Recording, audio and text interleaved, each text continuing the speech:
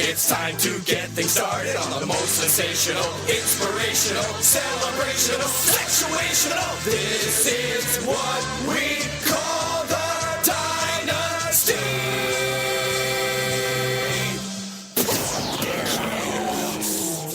An all-star fantasy football experience.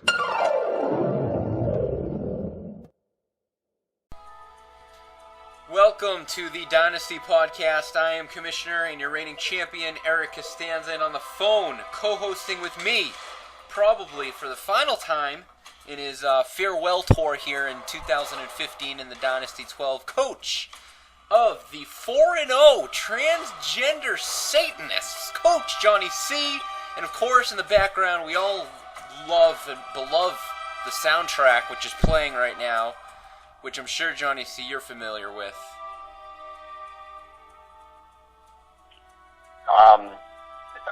Damn it. Damn it.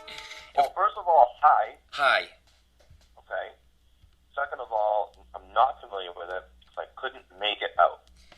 So it is the soundtrack to one of the greatest movies ever made. Outbreak, of course. You have the soundtrack to Outbreak. Well, who doesn't, right? Am I right? I mean, didn't Betsy the Monkey win a Best Supporting Actor award in that year for that film? I think she actually lost out to Kathy Bates. Shit. Yes, Misery. That's of course. That was disappointing. So I'm excited to have you co-hosting here. As I mentioned, this is your farewell tour. Things are going great here for you thus far. I want to say that you probably have co-hosted with me this fine podcast probably the most amount of times other than anyone else, other than Bub, I believe. So that's cool, right? Yeah, it feels pretty good. Yeah, that feels about right. I think I've probably done it the most. Which is appreciated. Since we have you, before we get into the show, let's talk about your team and the league. How first of all, how's the league going in general right now? And you must obviously be excited about where you're at right now, being 4-0. Yeah, I mean, I am excited that I'm back to winning, especially after last year. Mm-hmm. As far as the league, I think it's going swimmingly. It is. So far, so good. So let's get into things here. One thing I wanted to mention, I know this is something that you've mentioned before just in conversation with me. Wanted to bring it up here on the show. Not going to name any names. If you want to, you can. I'm not going to. But it's in regards to maybe just kind of a pet peeve, a little, and I'm sure we have them all, regarding trade negotiations. So I was recently contacted by somebody, and this has happened before, not just this particular person. So, and they contact me, and they're like, asking me about a player, and they're like, all right, well, what do you want for said player?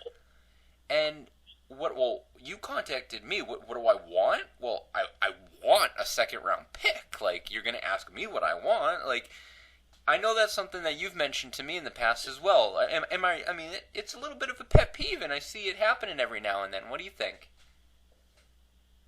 Honestly, Eric, I don't know why Christine does that. You basically nailed it. I mean, if you're interested in a player, give me an offer. Don't just say, hey, what do you want for this guy? Well, what do you want for this guy? Okay, you obviously want him, so then show me that you want him. Right. Well, I think I know why he does it. I think it's because he doesn't want to, show his card. Lazy? Well, no, I don't think it's laziness. I don't think he wants to show his cards and show, what maybe he's willing to offer. In other words, let's say he inside of his own brain is willing to offer, just hypothetically, say a 6th-round pick for whatever player we're talking about here. But let's say we come back and we actually answer his question and say oh, well, I'll take an 8th. Of course he'll be like, oh yeah, okay, So he doesn't want to. In a way, it's smart, strategic, but it's a little bit of a pet peeve. You threw his name out there. I just want to go on record. I didn't do that, but who cares? It's fantasy. I think what you just said makes sense. He doesn't want to show his cards. Okay, but Plus, you're right. Plus, you're out of here soon anyway. So what the hell do you care? You're trying to win a goddamn championship. You're gonna drop the mic and get the hell out of here. Exactly. Let's see. What else did I want to mention? Oh, hey, you want to know this something that's kind of weird? So, trivia question for you. Random, completely random. You're not gonna... So, what do you think has happened in the month of September in the NFL that hasn't happened since September 2001?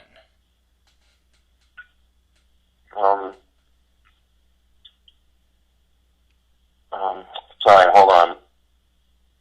I'm chewing right now. I'm thinking while I'm chewing.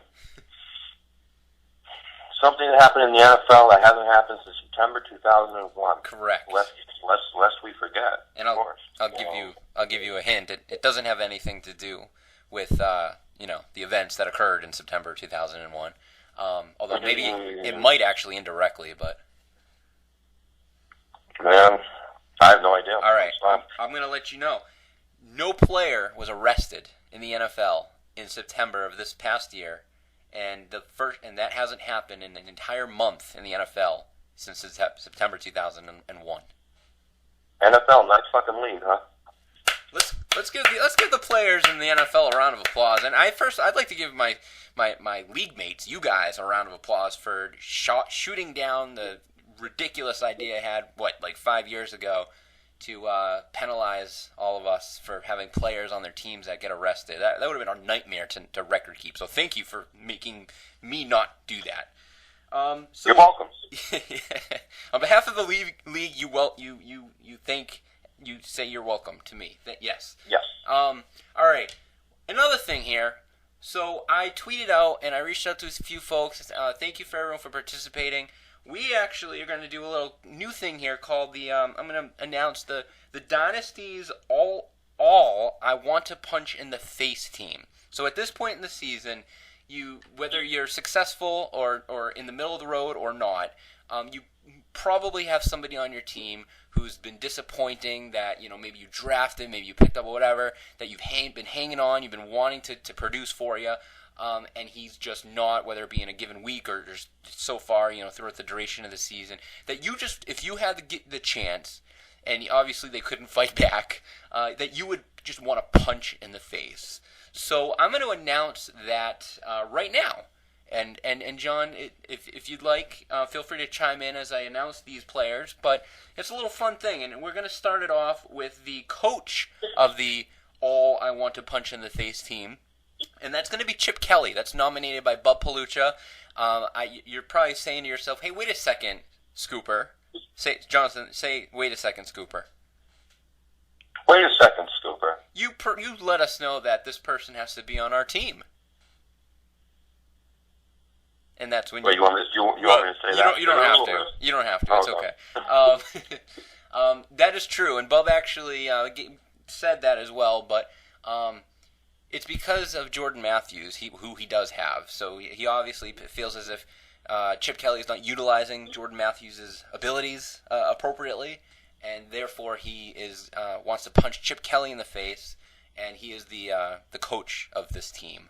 The quarterback, who's nominated by VIP on Swole, he's got one of the biggest foreheads in the NFL's history. Bradford? Close. Turns maroon like by the second quarter in every game. He is a sure thing Hall of Famer, but this year he's been very mediocre. Peyton Manning. Oh, of course, the forehead. Yes, exactly. And what a forehead! And he would definitely get punched in the forehead if he were to punch him in the face. Break your hand. He'd probably. One of the two starting running backs nominated by the Boston Loggers, Frank Gore. Johnny C., I believe you have a past relationship with that gentleman. Yeah, I killed his mom. Damn it, you did that. That's right. Ben's been successful thus far, but Frank Gore has been a bit of a disappointment, and I believe he's fumbled in the red zone a couple times, so I can see why Ben would want to punch him in the face. The second running back, again, another successful team, nominated by the Pig Newtons, DeMarco Murray, one of his second round picks, and the guy's been very, very slow at getting anything going. Again, maybe another output of Chip Kelly's quote-unquote genius offense. Quote-unquote what? Genius offense. So I think he's a little overrated if you ask me. That's my take. Oh, okay. Wide receiver nominated by Yoisoy Fiesta, guy that's still hanging around on his bench. He hasn't been seen on the St. Louis Rams' bench yet, other than in street clothes. Goes by the name of Brian Quick. He hasn't been activated yet, but he came into the season. He was supposed to be maybe a kind of a late round flyer. I think a couple guys picked him as draft pick of the year, and he's done nothing. He hasn't even been activated yet. So Derek wants to punch Brian Quick in the face.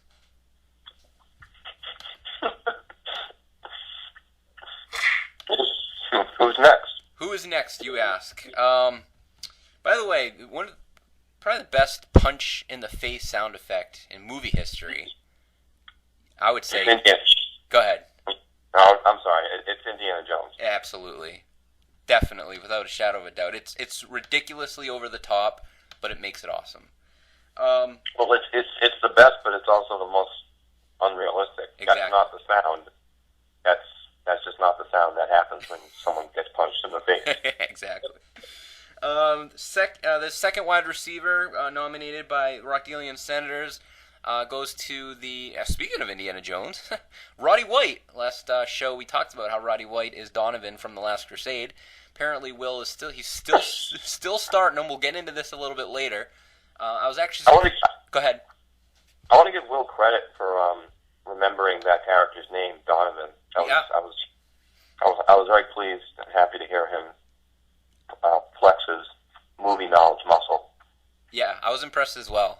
Good job to Will. Not a good job, though, by continuously starting Roddy White. I was actually surprised he didn't nominate Jimmy Graham, especially what happened this past week. But Roddy White makes more sense. He got 0 points. I think he's gotten 0 points the last 2-3 weeks. So, Roddy White, Will has just punched you in the face. Let's see. And then next on the All I Want to Punch in the Face team, going to tight end, nominated by the Hong Kong Cavaliers, and he actually gave an interesting nomination. He wants to punch every fill-in tight end on his team that he's filled in this year so far who have not worked out, who consist of Dwayne Allen, Kyle Rudolph, and Ladarius Green. So those three guys, by Matt Whiffen, you've been punched in the face. Next up, we have the flex. Of course, we have the flex in this league. And this is going to be a running back starting at the flex this week. Nominated by Brian Tavalier-Soglo, he is nominated Lamar Miller, who has been, yet again, just another disappointment. And it's one of those things where you keep thinking he's going to break out, so you keep starting him, but he keeps sucking ass. So Brian Tavalieri has punched Lamar Miller directly in the face. Of course, what would a team be without a kicker? So there. I feel like everyone wants to punch every single kicker in the NFL in the face. Right, exactly. What kicker do you not want to punch in the face? I don't know. Maybe some of the kickers who are good, who don't seem like little pussies. Actually, like Gostkowski, maybe like a Tucker on the Ravens, guys like that. But what kicker in particular is going to make this team? It's going to be nominated by Zach Palucha, who we're not going to get into the big whole song and dance. We've done that on a previous show, but he obviously nominated Dustin Hopkins of the Redskins for obvious reasons. He forgot about him a couple weeks ago. He's not forgetting about him here in this show. How can you forget about Dustin Hopkins? He has been punched in the face by Zach Palucha. Now, almost lastly, we have the team defense. Johnny C., you didn't actually respond, but let me know if you agree to this. You did verbally inform me of this a couple weeks ago. Your Houston Texans have been a miserable disappointment. I think they got you another 0 points this week. I don't blame you for having them out there. They have the best player in the league on defense in J.J. Watt, but apparently the defense as a whole sucks, and I'm assuming if given the chance, you would want to punch them all directly in the face. Am I right? Johnny C., are you there? I am here. Did you hear what I said? you asked me if I would want to punch my Texans defense in the face. Yes. And I would say yes, but it has to be because they can't fight back, right? Correct. Because I don't want to punch J.J. Watt in the face. Yes, this is assuming that they, like, you're masked and they are, like, chained up and there's no way that they know who you are or can get at you. I mean, I would definitely verbally accost them and make them feel like shit. That's for sure. Mm-hmm. Yeah, I'm done with the Texans. D. I think I've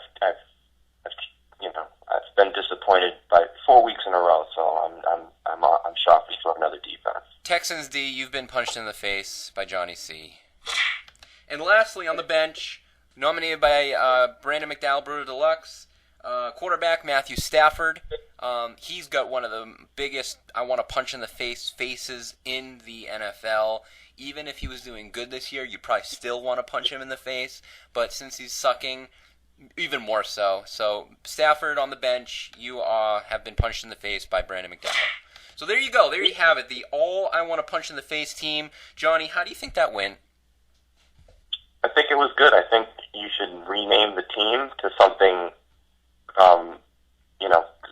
a little bit shorter. It's kind of a long team name. I'm thinking maybe the Shiners. Yeah, I like that. All right, well, yeah, we'll reconsider that maybe for next year. So here on this show, we're going to discuss all things Dynasty. In the interactive segment, Johnny C. and I are going to just dig deep into my time as an actual official media member at the past training camp, where we'll bring you some exclusive interviews that I recorded on that day, consisting of Steven Gostkowski, Roman Pfeiffer, and Patriots soon-to-be Hall of Famer Troy Brown, probably one of the more star-studded shows that we've had thus far, Johnny C. So congratulations to you for being part of it.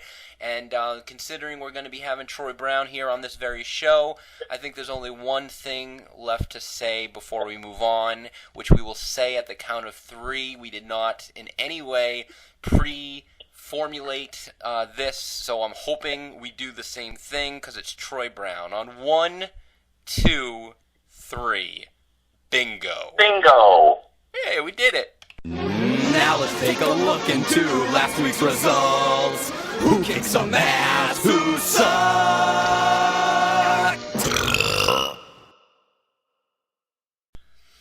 All right, so I forgot to do this last week. Cue the music. Let's talk a little bit about the happenings from last week. By the way, this is probably one of, right below Outbreak soundtrack, one of the greatest songs ever produced by humans. Agreed? I'm getting really pumped just hearing the song is getting fucking pumped right now. You have to understand, I have all of these, I think there's like 10 songs from the old school NFL Prime Time. I have them on my phone. I listen to it at the gym. It's fucking awesome. That's a great thought. I never thought of listening to it while you work out. I'm going to have to implement that. Yeah. All right, so let's see. I don't know how you want to do this. Any games kind of stick out to you? Maybe I'll just quickly go through some of them, and you can let me know what you think. Let's see. The Scoopers, myself, I beat Soulglow 104-91. Soulglow sitting at 1-3. They're still in the thick of things, not looking good right now. And did you happen to notice in the robot email that we all get? Don't know who reads them at this point, if anyone does, but CBS literally apologized to me, which I appreciated because they voted that I was going to have the worst team in the league coming out of the draft. They literally said, like, we would like to apologize to Coach Eric Costanza. I thought that was That's awesome. Yeah, it is awesome, and I accept the apology from the robots.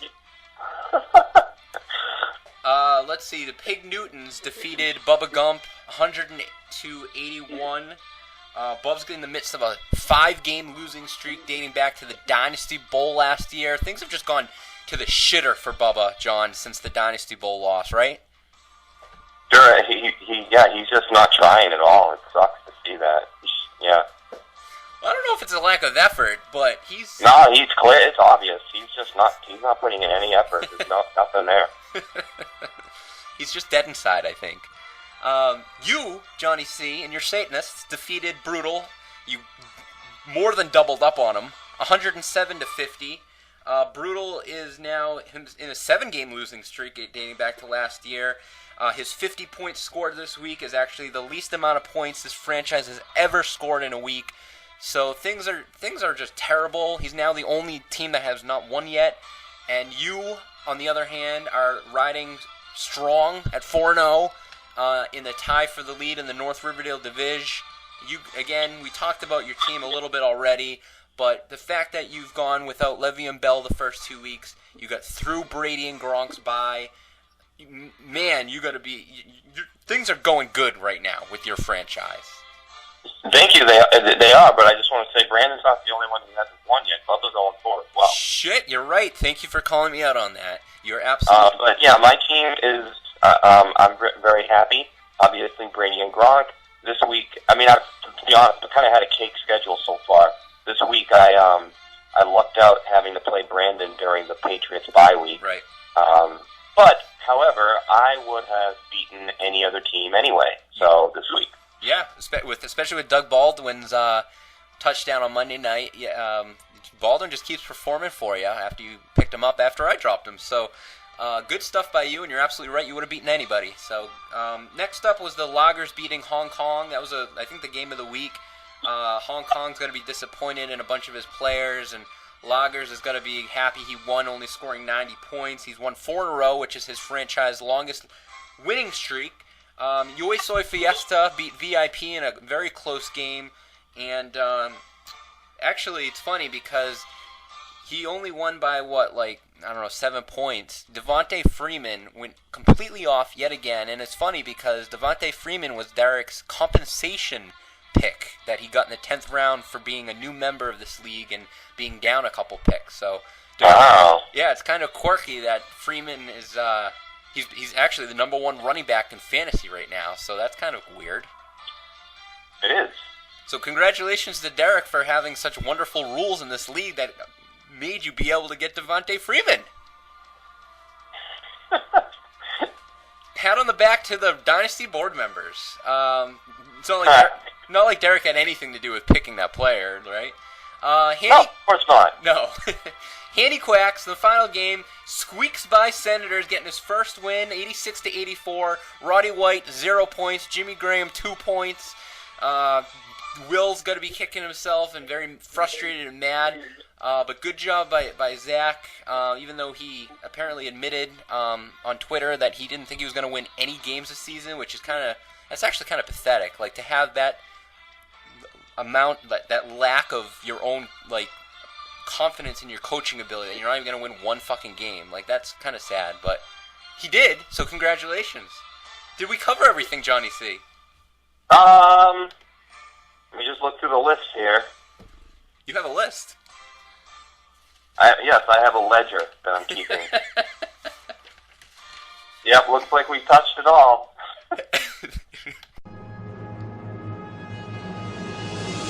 Now, let's take a look into the future with next week's matchups.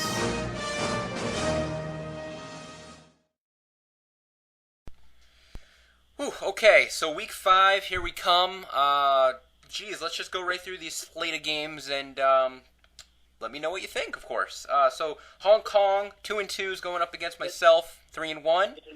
The Senators at 3-1 and are going up against as you pointed out, the winless Bubblegum Shrimp at 0-4. And Will actually only needs needs 122 points to obtain 15,000 all-time points for his franchise. So we'll be looking out for that, that's for sure.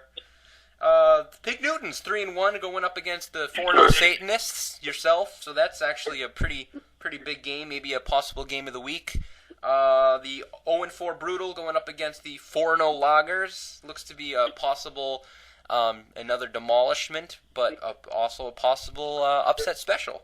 And actually, between the Loggers and VIP, who, by the way, is playing Soul Glow this week, this is their 50th game all time between Ben and Chris. And the VIP and Soul Glow game, by the way, they're playing each other. And I want to say that game, whoever loses that game may be done. They might be done. They're both they're both 1-3. They go to 1-4. That would not be good. They'd be coming out of quite a big hole there. And then lastly, Yoi Soy Fiesta 2-2 is going up against Handy Quacks at 1-3. So there's the slate of games for Week 5. We don't have anything crazy like a morning or England games. Of course, we're in the bye weeks and injuries are going on. What do you think for a game of the week, Johnny? I'm just gonna go selfish and say my game with Phil. That could be a pretty tight one. Yeah, no, I don't think that. I mean, it's true. Like you and Phil are at this point, probably in the top half of the competitive leagues right now. And it will be interesting to see. Like you said, you've had a little bit of a easy schedule so far. Pig Newton is obviously not an easy matchup. So we'll see with that. Do you have any bold predictions? I don't know if you thought about this beforehand. If not, I think I actually have one. If you don't mind me taking it. I mean, I can think of one if you'd like me to. Well, it's up to you. If you feel good about it, go for it. We'll have two. Okay.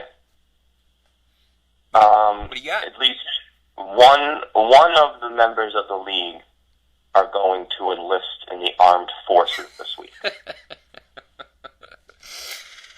I like it. All right.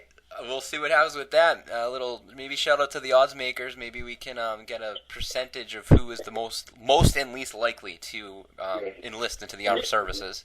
I'd like to say that I'm going to go ahead and pretty bold prediction. Maybe not as bold as yours, but I'm going to say that the North Riverdale Division teams are going to completely sweep the South this week. All 6 games, all 6 winners coming out of the North. That's what I'm going with. No, that's not bad. Very possible. Thank you. Stop everything. Seek shelter. Run for the hills. We have ourselves breaking news from the world of the Dynasty. Okay, guys, Johnny C. actually had to leave for a moment. He had to go take a major dump. So I'm going to go ahead and just take this for a few moments until he returns. We actually have 2 trades to announce. The Power Rankings article this week done by Brandon alludes to the fact that we may be seeing trades soon. By the way, the Power Rankings, though good, had some incorrect information in it. It mentioned that I would not be in the playoffs if the playoffs started now. And that's just factually incorrect. But anyway... So anyway, trade number 1 actually involves Johnny C. I don't know if he literally made this trade while on the shitter. It's very possible. But him and Chris, VIP, have made a trade. And it's actually a bit unique just because it's players for players. And I applaud that just because a lot of times in this league, we're only really seeing trades involving draft picks. So VIP is getting tight end Jason Witten and wide receiver Alshon Jeffrey. And the Satanist is getting Jonathan Stewart and Brandon Marshall. We saw Johnny C. update his trade block recently. And, this trade actually makes a lot of sense to me. And again, a tip of the hat to both guys. Obviously, Chris needs a tight end with Jordan Cameron getting concussed all over the place. Jeffrey's kind of a buy low candidate. And same as Jonathan Stewart. I really like Brandon Marshall. I hope Johnny C's win after Brandon Marshall solely due to the fact that he's a Foursquare player. And then the second trade involves Hong Kong and Handy Quacks. Hong Kong is obtaining Charles Clay, tight end, and he's given back a couple of picks in return to Zach, an 8th and an 11th round pick. I'm not sure how I feel about this. I guess it kind of makes sense. I'm not sure personally if I feel Clay is worth an 8th and 11th, maybe just an 11th. But that's just my 2 cents. I'm sure Matt feels differently, obviously. And maybe you do too, listener.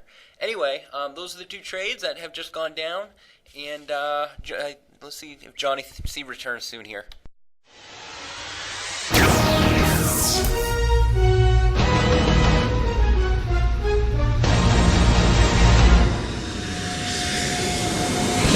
The Dynasty Podcast brings you an interactive and likely ridiculous segment, what's borderline on actual legit media. Buckle up your fucking seatbelts for the Dynasty Podcast interactive segment.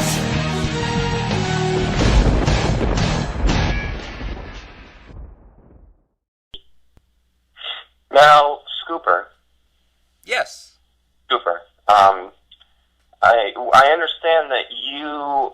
bit of a personal holiday. This was maybe about a few weeks ago, about a month ago now. It was before the season started, right? Yeah, it was in August, so during the preseason. Yeah.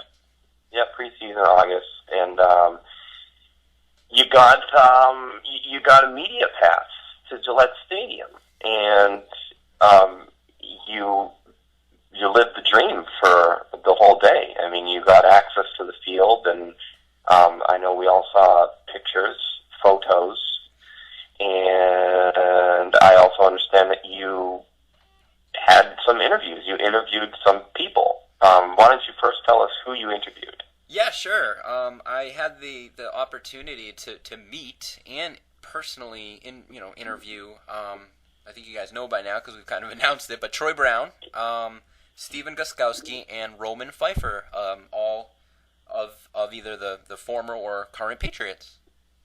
All right, that's awesome. Before we touch on each individual interview, let's first ask the question of how did you get media pass? Great question. So many of you might already know this. One of my kind of dream jobs. We all have that, right? Because none of us are actually doing it. For me, is being either a member of the sports media or sports management or whatever.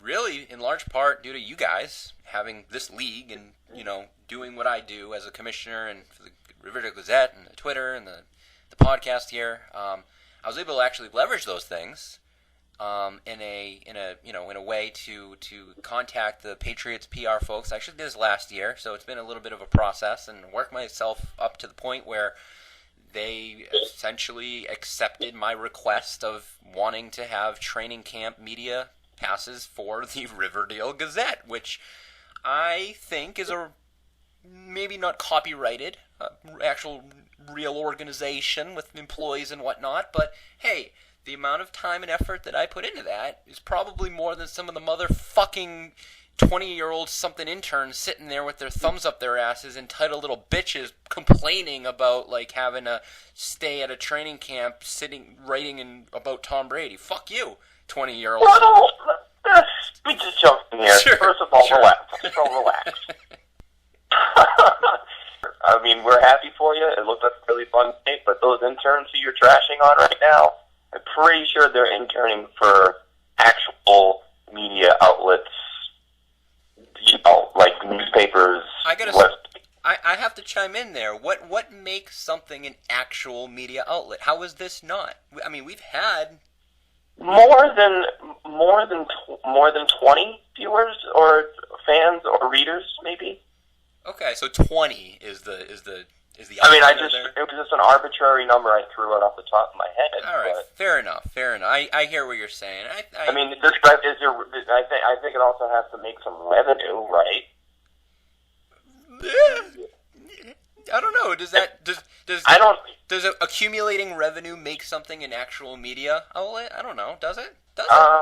Maybe not. I guess not. I think it could be, maybe, who knows, nonprofit organizations or stuff like that. But, I can't remember my other point I was going to make, but, I think you were just calling me out on. I was calling you out, sure. It was quite the day, and actually, there were 2 days because the one we're talking about was it was actually Willie McGinnis's Hall of Fame induction. Oh, yeah. So, just really quick before you continue that, I do remember my other point. I won't forget it now. You can continue, and then I will say. Okay, I was just saying, that it consisted of the induction, which was cool. You'll hear in the interviews that we'll play in a moment, that some of that was, that was kind of the topic of the day, obviously, with Willie McGinnis. Everyone loves him, getting enshrined into the Hall of Fame, at the Patriots Hall of Fame. I was honestly, I will always remember this, in all honesty. Yeah, I mean, I was like a deer in the headlights. I must have resembled headlights for Shea Caldwell. Pretty much the whole time I'm almost like looking over my shoulder, waiting for somebody like to poke, to poke me on the back and be like, "Excuse me, sir, you don't belong here." You know what I mean? So I was for what it's worth, I felt like a kid on Christmas Day. I hope you can all just, we're all football fans, and I wish I could share with some of you guys, and that's kind of why we're doing this, so that I can, at least not to brag, just to thank you guys in a way, because indirectly you're all part of it, and I wanted to share this with all of you, and there will be a little bit more in the Gazette as well, as far as the pictures and whatnot. So thank you all. And what was the other point you had, Johnny C? Well, first of all, it's awesome. It's really, I think a lot of us are definitely jealous for sure, because it looked like an awesome day and a great experience. Well, 2 days, excuse me. You also bumped into Die Hard, right? I did. I was didn't know at the time, walking on the wrong side of the field during practice, which was in the in-stadium practice for the season ticket holders, which is the one that we're referring to here. And and he just happened to be walking, where I was walking, doing his camera stuff for Gillette Stadium, and we kind of locked eyes, and he looked at me like, "What the frig am I doing here?" And I kind of, I let him know, because he's a former member of this league, so he knows what's up. We got a pretty good photo, and we chatted a little bit, and it was good to see his ass. Okay, so who did you meet first? Sure, good question. So now let's cut to the point of the day here, where the practice is ending. I won't go through everything in detail, because I think that's not the point here, and I did live tweet during the entire thing. But it's the point of the practice is over. The media folks, including myself, are all gathering on the field to get ready to, I don't know what at the time. I'm actually standing next to Tom E. Curran, which I kind of did on purpose, because I assumed someone with that stature and that experience would know what he's doing, and I kind of wanted to latch on to someone because I don't know what I'm doing. So then everyone just starts, the media just starts walking on the field, which, by the way, Coach Ben Green was at this practice, and I guess he didn't see me, but that's kind of funny that there was another coach there, like in the stands during it. And we get onto the field, the practice ends, all of a sudden, like, the players kind of just start dispersing, going to sign autographs, going over to us. Belichick comes over, the media kind of surrounds him with their mics and their cameras and whatnot. I'm just kind of standing there like, what do I do? Like, because I'm trying to take it all in, honestly, like, just my own, like, personal enjoyment of, wow, this is awesome, But at the same time, part of me really wants to get some sort of video or audio for you guys or for the show or whatever. So after kind of just watching for a little bit, my first step was to join in on another person interviewing Troy Brown. So that's what we're going to hear right now, is basically me kind of walking up to Troy Brown along with 2 or 3 other media folks, asking him a question, and me just kind of putting my phone in his, like, near his mouth. And you'll hear me at the end. I don't ask the question, but you'll hear me at the end say thank you, or thank you, Troy, or something like that. So let's listen to that right now. So how does it feel to have Willie McGinnis in the Patriots Hall of Fame with you now? Oh, it's great, man. Willie's one of those players, one of those guys that, kind of hybrid type guys that played a lot of different positions on that defensive line, outside linebacker. Put him down in the stance, he could be a defensive end. So one of those guys that was hard to game plan for. If you're playing a 3-4, he could play in a 4-3. Made a lot of huge plays for us that made us champions many times over. So well-deserved accolade for Willie McGinnis going to the Hall of Fame today. Thank you very much, I appreciate it. Thank you. So there you have it. You heard me say thank you at the end. That was me saying thank you. You said earlier that Troy Brown is not in the Patriots Hall of Fame yet. I don't actually. Is he? He might be. Maybe he is. I could have sworn he is, because I remember seeing him wearing that red jacket that they wear, right?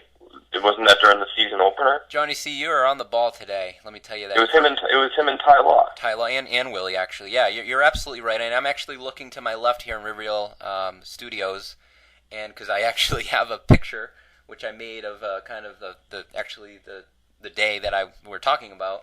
I got a selfie with Troy Brown, and in this picture he's wearing the red jacket. So you're absolutely right. He is in the Patriots Hall of Fame. So that was awesome. It was actually like I'm not a tall fella, but we were probably about eye level, which is funny because he's obviously was an incredible athlete. So, so that happened. And so now I'm getting my confidence up. I'm like, wait a minute, like those questions and everything that the other person did that I kind of joined in on, like I can do that. So now I'm kind of looking around, like trying to. Obviously, I mean, I'm looking for Tom Brady, but honestly, I probably would have shit myself if that happened. So in a way, I'm kind of glad that didn't happen. I actually didn't even know where he was. I assume he may have even left the field by then. But all of a sudden, it just happened completely naturally. Steven Gostkowski, who was signing autographs, like stopped signing autographs, and then was literally walking, almost like Die Hard, started walking like right at me. So I'm like, okay, I'm doing it. And I did it. And I kind of said, hey, Steven, hey, can you mind if I get a word with you? He's like, sure. To him and to probably the other folks that I interviewed, this is normal for them. They see me, dressed up in a nice shirt and pants, and they think I'm an actual media member. And again, who's to say I'm fucking not? And imagine a media member actually wearing pants. Yes. By the way, the entire time I had the fake Dynasty microphone in hand. That's another thing I wanted to just let's touch upon that. That's really, really quick. Sure. I mean, was that looked at by any of these players or ex-players? Did they give you the stink eye at all with that? Because maybe it's because I just know that it's fake. But I would imagine that it looks kind of obviously fake. The way I look at it, Johnny C, is Tim Robbins in the Shawshank Redemption. What did he say? I'm gonna butcher the quote, but he said something like, "Now, how often does another man really look at another man's shoes?" And I'm not. It wasn't Tim Robbins who said that, and you. And I don't know why I have a southern accent. I think you got the quote. I think you got the quote right, word for word, but it was Morgan Freeman's character who said it, and you even did the Morgan Freeman voice and accent in the movie. Just want to throw that out there. Thank you for that. You're Mr. Correction over here, which is good because I need a lot of corrections. But yes, I think you get my point, or my analogy. So basically, they didn't even. They didn't pay attention to it. No one, to my knowledge, noticed. I did try to cover up like some of the little like fake buttons on it, and I didn't really. I tried to kind of keep it down to my waist level and whatnot, but I did have it with me, and I think you guys may have seen that I did have that microphone literally on the podium of the Patriots press conference room, in which I took a picture of, which will be in the Gazette, and you may have already seen on Twitter or Facebook. So that podium is literally the same podium that like Brady was at, like discussing Deflategate or every Belichick press conference that you've ever seen, at Gillette. Like our mic was right there, so I'm proud of that. But anyway, yes. So back to the Gostkowski. I'm getting more confidence, and I pulled him aside and I asked him this question, which we will hear right now. This is for the Dynasty podcast, Fantasy Football. What do you think of fantasy football? I don't really think much about it. I mean, I know a lot of people play it. I think it's brought a lot of excitement to the game, and definitely made my position a lot more popular. A lot more people know you by helping them out in fantasy. Do you get a lot of fans saying, hey, I drafted you? Or? Oh, yeah, get that all the time. Especially, it's funny on road games. Half the team's cussing at me. Half the team wants me to make all my kicks. I know the fans, because I'm on their fantasy team, will say, make them all, but don't win. So it's been fun. It's cool. The more excitement built around the game, the better it is for everybody. Thank you very much. Thanks, Steven. Appreciate it. There you have it, the definitive Steven Gostkowski interview. What'd you think? That will be in the archives of the Smithsonian. Question again, and I'm sorry to keep harping on this, but you're speaking for the public here. When you had the fake mic, like pointing at them so they can speak into it, were you also holding your phone in your other hand to actually record them? Yes, Because exactly. that I feel would be a tip-off to be like, wait a minute, why is he holding this mic? Holding the phone out? No, I'm sorry. So during these interviews, I was holding the mic but not putting it up to their mouth. Like I only put my phone, up to their mouth. I was holding the mic almost just to look the part from, Okay. You know what I'm saying? Yeah. Okay, I got you. Yeah. And who's kidding who? They're professional football players, so they're probably too stupid to even understand the difference. Yeah, exactly. So, and I will say about Guskus, we kind of mentioned this earlier, actually, but you think of a kicker and you think of a little girly boy, but I mean, he's jacked. Compared to like me or the normal person. Yeah. He's probably. He's a professional athlete. He's probably freaking working out every day. Compared to his counterparts, he's obviously not. But he is like he's built, so it's pretty impressive. Yeah, he's on the juice. And then lastly, so that happened. I'm feeling good about myself. I thought that went pretty well. And now, I'm kind of looking around, and then I see Roman Pfeiffer, who, Johnny C, you know from kind of our internal Pat's crew of the folks that we watched games with, like Phil and former Dynasty member Joe, and that we have a little bit of a warm spot in our heart for Roman Pfeiffer. Inside stories aside, we won't go there, but he was a kind of an underrated linebacker, obviously Super Bowl champion, and so I walk up to him, and again, I just ask him, hey, can I have a few words with you? And this interview, I think, was probably one of the better ones, because I just felt confident, like I almost knew what I was doing, and I think we'll listen to it now. Okay. For the Dynasty NFL podcast, can you talk to us a little bit about your biggest memory playing alongside of Willie McGinnis? I guess his leadership in the locker room, number one, and he's one of the guys that really, when I came to New England, to kind of welcome me with open arms, show me around Boston, being an older guy and just kind of showing me that love. And then, he's that X factor. He's always been in our defense. He's a guy that plays defensive end and linebacker, so we could always go from a 3-4 to a 4-3 without even changing personnel. You know what I mean? And so he's always been an anchor in our defense and always been an unselfish guy. So I've always enjoyed playing with him. And you know what? He's probably a better person than he is a football player, and he's a great football player. So I can't say enough about Willie.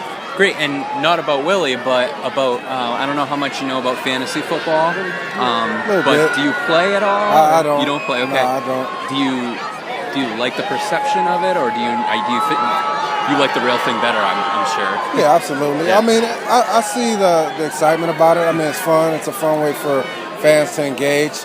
I think it's more about the individual, you know what I mean, about statistics. And, in a championship team, it's all about team. So fantasy, that's the perfect name for it. It's just fantasy. It's like you get to pick all the best players around the league and kind of guys that are good with getting stats. So I understand it. I admire it. I know a lot of people like it, and that's great. Just not something that I get involved in. Perfect. Thank you. Well, there you have it, Johnny. Yeah. So, and he was very well spoken. He actually looked me like right in the eyes. It was really cool. And yeah, I could tell that from the interview and by the pictures too. He looked like a genuine guy. Yeah, he did. And I wish I actually kept recording, because right after the interview that you guys just heard, I literally said to him, like, hey, I just want to let you know, like, you are one of the most, underrated, players in Patriots history, and I just wanted to thank you for all the, fans out there for what you did for the organization. And we spoke for another couple of minutes, and it was actually really cool. But just from that entire day, and then the few days following that, when I did it again, I didn't get any interviews or anything, but it was just awesome. And I thank you, Johnny C, for talking to me about it, and everyone listening still, maybe, who, again, I didn't want to talk about this in a cocky or bragging way, because that's definitely not my intentions. I just wanted to put it out there, because this is all intertwined within the Dynasty, and like I said, you guys all are indirectly part of even making this happen. So I don't know. That's all I have to say about it. Hopefully it will happen again next year. Well, and it was very, it was just a cool thing. And yeah, if it happens next year, inducted? Does anyone know that yet? Or Sorry, you broke up there. What was that? I said, who would be inducted next year? Does anyone know that yet? Oh, yeah, good question. I want to say Rodney motherfucking Harrison might be up for eligibility. I'm not sure, but that's a great question. Well, he should definitely be in that Hall of Fame, regardless. What makes a player eligible? Another good question. You know what? As a media member here, I'm disappointed in you, as a matter of fact. I want to say that in order to be eligible for the Patriots Hall of Fame, honestly, I don't know if there is any eligibility factors other than obviously having to play for the team and getting voted in. I know that I think the Red Sox, like, you have to be in the regular baseball Hall of Fame to get in and things like that. I don't know if there's any actual eligibility standards, but I will look into it and I will let you and the league know. Maybe I'll tweet it out. Yeah. I'm guessing you obviously don't have to be in the Football Hall of Fame. Correct. So that's definite. And I guess probably just say, like, you just have to be retired and you had to have obviously played with the Patriots and made a significant impact. And there's probably a voting committee that votes. Yeah, I think part of it is a voting committee, part of it is actually the fan vote, and yeah, I think you do need to be retired. I want to say for like 3 years, maybe something like that. So there you have it. That was this week's Dynasty Podcast Interactive Segment. All right, Johnny. So we're coming to the end of the show here, and I'm embarrassed to actually announce this. I have bad news, unfortunately. Don't. It's not terrible news, but I feel as if I'm better than this, and I made an amateur maneuver as a commissioner, and I want to apologize. It's a goddamn good thing we don't have a commission approval ranking anymore, because I would rank myself low on this one. So full disclosure. All right. So as you likely know, I make the announcement of the winner's pot as far as what everyone would be winning if you win, if you come in runner-up, if you come in third place in the first edition of the Gazette, which obviously already was released, and I am embarrassed to say that I completely miscalculated that. And actually, I want to thank some of the coaches out there. There was one or two guys that brought it to my attention more in a genuine, honest way, actually asking me, like, hey, I know, last year the league fee was $130. This year it was just $150. Yeah, I mean, it went up a tiny bit, but I don't understand how they were specifically referring to what the champion would get. I don't understand how the champ would get $900 this year versus last year was like a little more than $500 for only $20 more per person.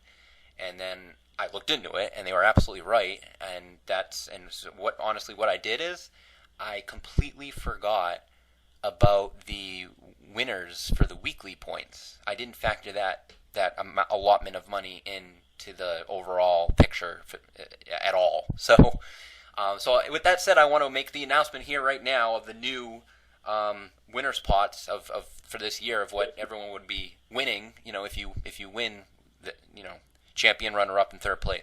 Before I do that, does that make sense, Johnny C? Did I? I think so. So you didn't calculate the weekly winner. The weekly winner is what, $10, and so that's. So the winners pot amounts that you did have in the first Gazette were higher than what they should have been. Yeah, exactly, and I think it's $30. But yeah, it's a total of $450 basically. So it's 15 weeks worth of winners, weekly winners there. So yeah, that amount I didn't like. That amount I factored into the percentages of what should be paid out to the champion, the runner-up, and third place versus taking that out of it, since that would go to the winners, the weekly winners people. So yes, this season's champion, I actually would have been okay with that. I'm sure.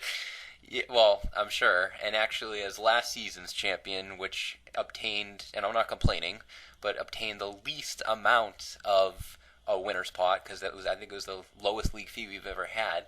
I probably should have picked up on it as well myself. But so again, an honest mistake, and thank you again for the folks that mentioned it and brought it to my attention. So yeah, in edition 1, I think I said that like the champion was getting, like, for example, 900, but obviously that's not correct for the reasons I just mentioned. So let me tell you what it really is, because again, now I'm factoring in what I should have in the first place, as I do all the time, but I missed this time, which is factoring in the percentage that goes to the weekly winners.